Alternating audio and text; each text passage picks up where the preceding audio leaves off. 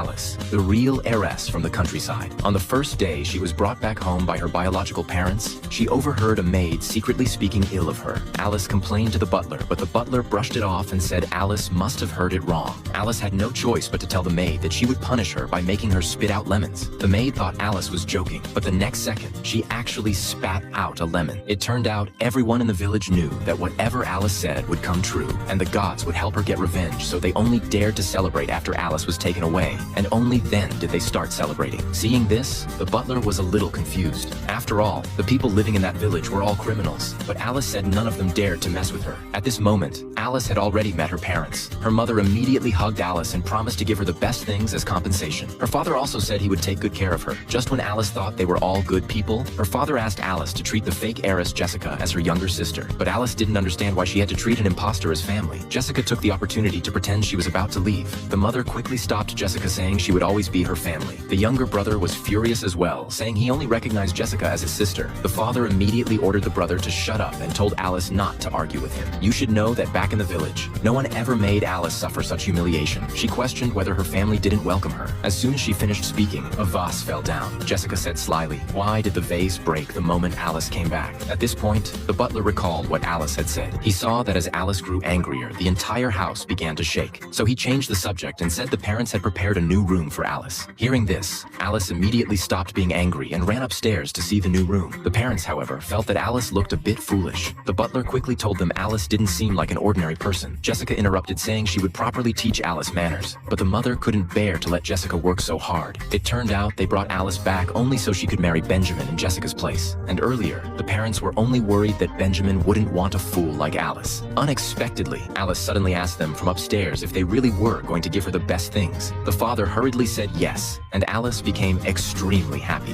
It turned out Alice had seen that the gifts in her room were all cheap street stall items, while in Jessica's room there was a pile of luxury brand gifts. So Alice decided to take Jessica's room, so she followed her own preferences and began decorating the room. Seeing this, the mother quickly told Alice that the room next door was actually hers. Alice asked in confusion, "This is the best room, were her parents lying to her just now?" The mother had no choice but to explain that Jessica had always lived here, but Alice refused to leave. No matter what, Jessica once again pretended that she was about to leave. The mother quickly stopped her. The brother warned Alice that Jessica was the real young lady of the family. Alice immediately became furious and questioned whether her parents thought so too, but the mother took Jessica's hand and said Alice shouldn't bully Jessica. Alice bluntly said she only wanted the room that originally belonged to her. At this moment, Jessica's photo suddenly shattered. The father recalled what had just happened. He quickly told the mother to stop talking, then ordered Jessica to give up the room. Alice thought her father was the one who treated her best. The father could only go along with it and say he wouldn't let Alice down.